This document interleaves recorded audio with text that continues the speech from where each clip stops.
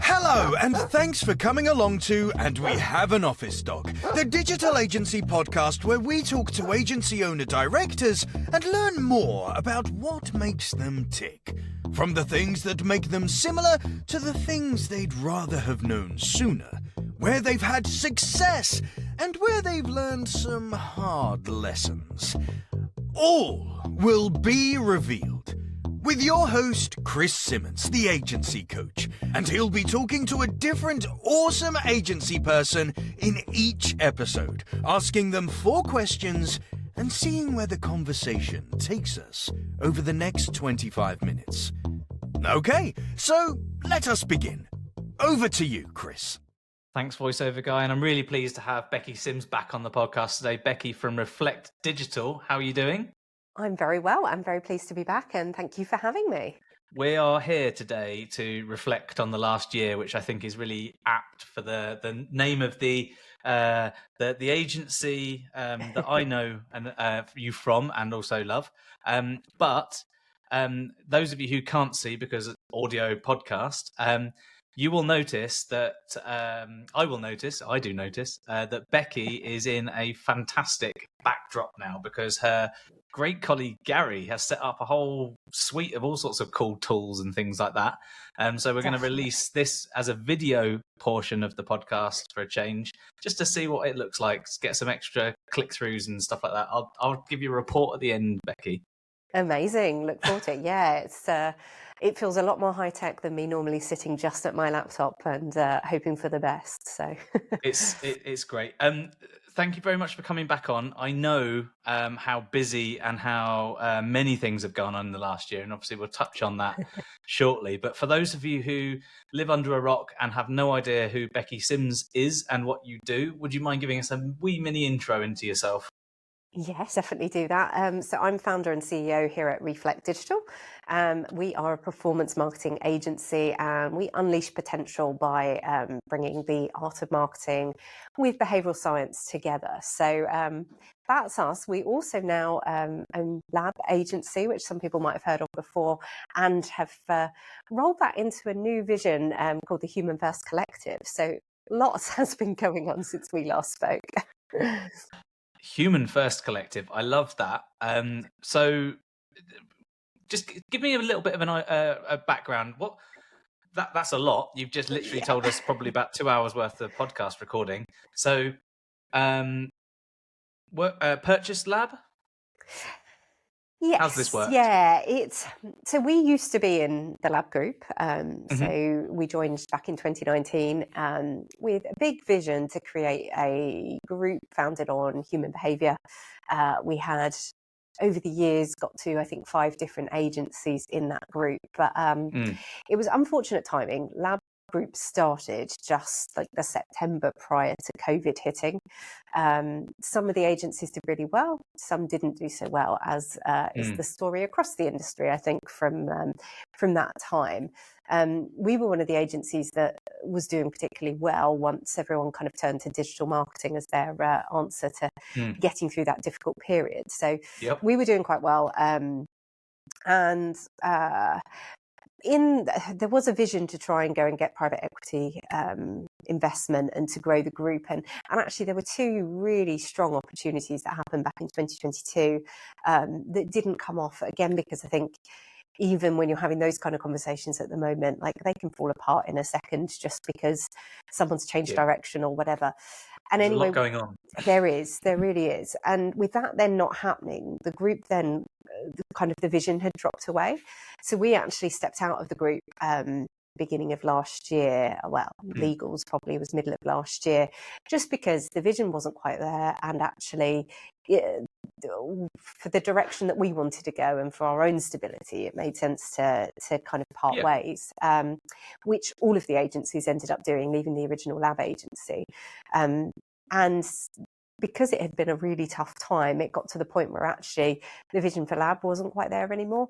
And we were able to take the team and the clients and to roll that into a new Lab agency under under reflect, which actually then it all happened very quickly, actually. So we then needed a bit of time to think about what that looked like. So we've literally in the last couple of weeks launched the Human First Collective as the vision of actually where the two businesses sit and how they sit next to each other, support each other, work together.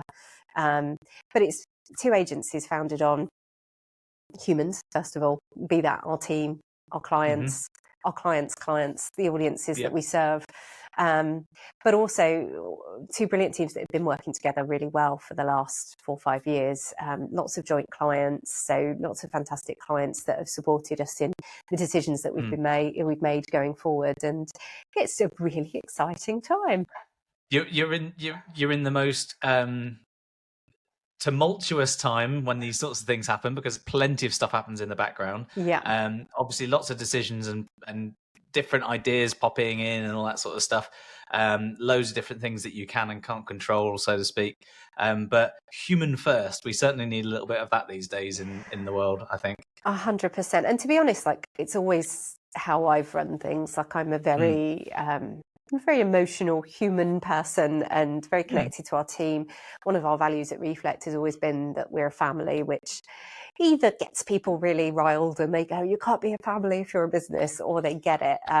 And hopefully more people get it than not, in that we're not more important than people's families. We're just the way we support each other, work together, the way we want each other to be the best we can be is right at the heart of our values, in the way that you would support those that are part of your family. So, and that being able to bring that into the lab agency now as well is super exciting. We had a team day a couple of weeks ago with all 50, I think there's 55 of us now together, which was just crazy. So my head count has suddenly gone up. It's did you have any typical family style arguments over the dinner table?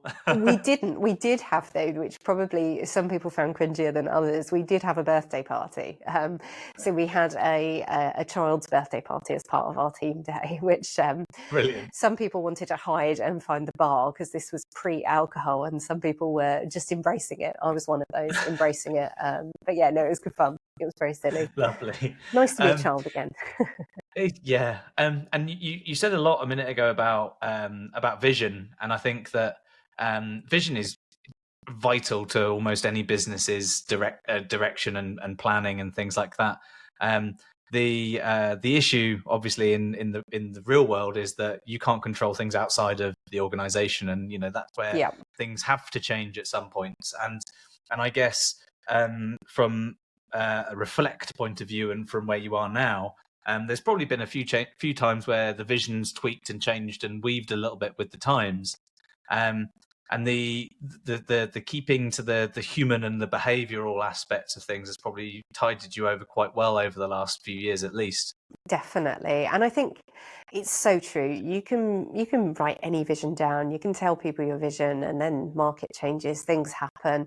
I mean, if we were having this conversation this time last year, I would never have predicted we'd be where we are now, because certain things had to happen for this to have been able to be possible, and lots of things that weren't in our control. But yeah, we've just done a lot of work on our vision, and Lab have done the same. We've been working with the concept of the vivid vision. Cameron Herold, I don't know if you've come across him, but he worked with Elon Musk and worked on Tesla's vision. And you basically go through an exercise of writing as though it's 3 years' time. So our vision is written as though it's 31st of December 2026.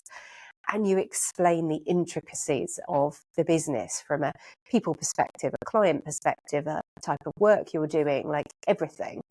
And you try to make it really vivid, because it makes it so much more realistic for you and for the team to understand what they're shooting for and what we're actually trying to do, and to work out if they're on the bus or not. Like, are they excited by that? Are you coming with us to wherever we're going? Exactly. And this is exactly it. Here's the book.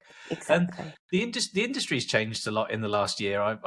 I'm seeing a huge amount of change in the agency space. There's sadly already a good few casualties this year, and we're only in mid-February. But there's an awful lot of change going on. What have you seen as kind of like one of the, I don't know, main sort of drivers of change in the industry in the last 12 months or so? I think the economy's got a lot to say for those drivers. I think clients have been holding on to budget. Clients have been delaying decisions, be it a client you already have or trying to win new business, which makes it really tough, because then also some clients have been making tough decisions where they've been having cutbacks. So then if you've been a casualty of cutbacks and lost work, but then you can't get new work signed off, it's been a really tough time. And we've seen, obviously, there was a big move after COVID, lots of businesses in-housing lots of people. I've also seen that starting to fall back a little bit, and actually creating more opportunity for agencies. But there's just a lot of caution out there, which doesn't breed well when you're trying to win new business and trying to grow clients. It's really tricky.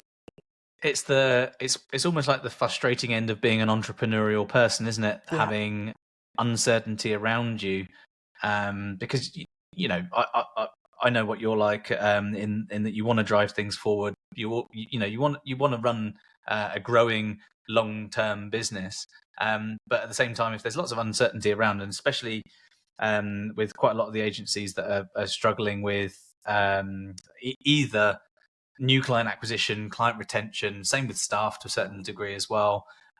It's all kind of it's very hard to see where you are really going to be if you can't control 50% plus of the parameters around you. Definitely.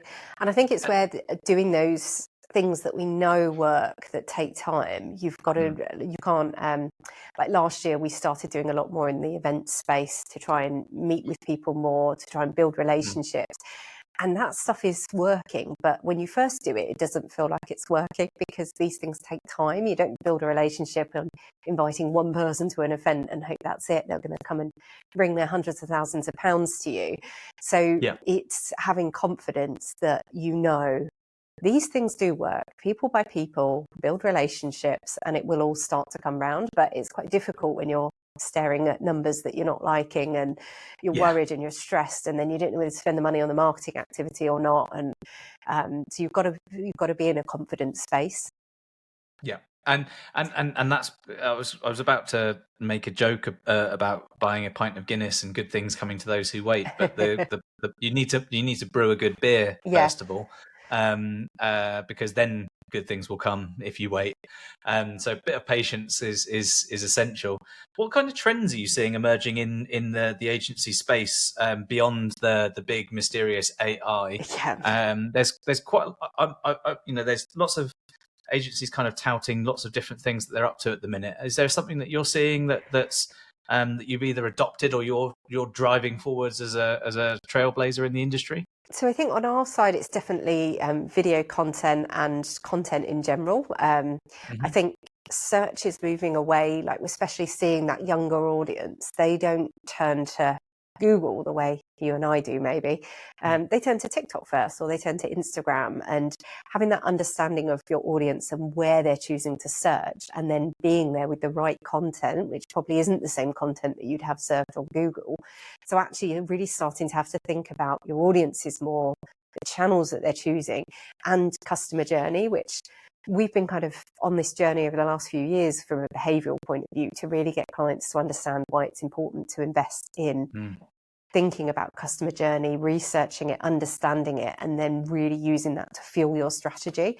But I think it's paying dividends now, especially for our clients that have come with us on that journey, because they're starting to see they're already ahead of the game with the right content in the right place. But it was the one reason that Gary and Chris joined us, and not just to have this nice fancy setup for a sorry podcast. About that, Gary. I'm sure you've got better traits than just setting up a really good AV setup. But yeah, it's because this is in demand, and being able to create content for social channels and for different purposes, I think that's where we're seeing movement at the moment, and all aligned to understanding your audience first. It's not just all jump on the bandwagon, we need to be on TikTok. Terrible idea. Is your audience on TikTok is the first question, and if they are, what is it that they're looking for, and what therefore content should you be creating? Absolutely. The irony of that, other than not being ironic, first point is that it's very human of you to have had that answer. But the irony is that that's the principle of marketing in a nutshell, isn't it? You should always have been where your audience were. The problem is, I say problem, the value that to be had now is that there are very much more distinct channels that people are at and are in, whereas previously with Google search, 10 blue links only and a couple of ads at the top, everyone was in one place, all forced into a narrow block. So it made life a little bit less easy to use the pillars and the principles of marketing when you're just using a computer. But now, Definitely. And I think there's we've ended up with so many specialists that we then just end up thinking in channels and specialisms because, I'm the social expert and I'm the search expert, etc. And we've kind of lost anyone that goes, I'm the audience specialist. And that's what we're trying to bring back, is because that person should be in all of those conversations. And really, it should just be that all of those people see themselves as audience specialists and are starting to think audience first. It's, I think we got a bit too excited with all the shiny tools that we've got and forgot that actually at the end of all these shiny tools are some humans that we're trying to interact with, and their needs come first. Yeah, absolutely. So in the last, good in the last year, but mostly in the last good few months, a lot of stuff's changed in the business for you. How's that helped you sort of professionally develop in terms of, I don't know, leadership and business running, life and skills? It really has had to change. So I think one of the things, when we stepped away from the group last year, we were able to make decisions around, do we want to bring a non-exec in? And I'd done some coaching previously with Nikki Gattenby, and we engaged with her since probably July last year. And that's been a real game changer because she's been helping us run our board meetings, running growth planning sessions, but also doing some coaching with some of the other senior team. And I think it's really, because I've had to shift a little bit, as you say, like now responsibility for another agency, although actually one of the first decisions we made in bringing Lab into our world was that I can't be there all the time and neither can Paul. Like, we need to set that business up for success. So Steve Radden was already client services director over there and already very strong, like operationally had been kind of running the agency for the 6 months or so beforehand.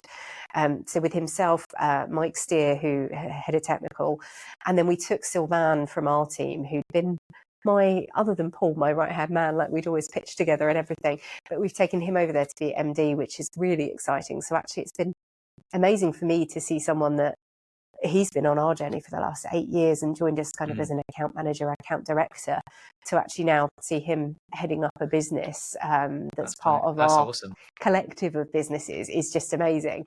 And actually to know that I'm there if they need me, but really they don't need me. They're safe hands running that business, and it's more about how do we collaborate and make the two businesses grow together is probably where our crossover and work together comes. So that's been really a fun journey to be a part of. And I guess I often say this, keeping out of your own way is often the best way for your business to grow. And I fell foul of that a few times where, highest paid person opinion style type thinking crept in for me.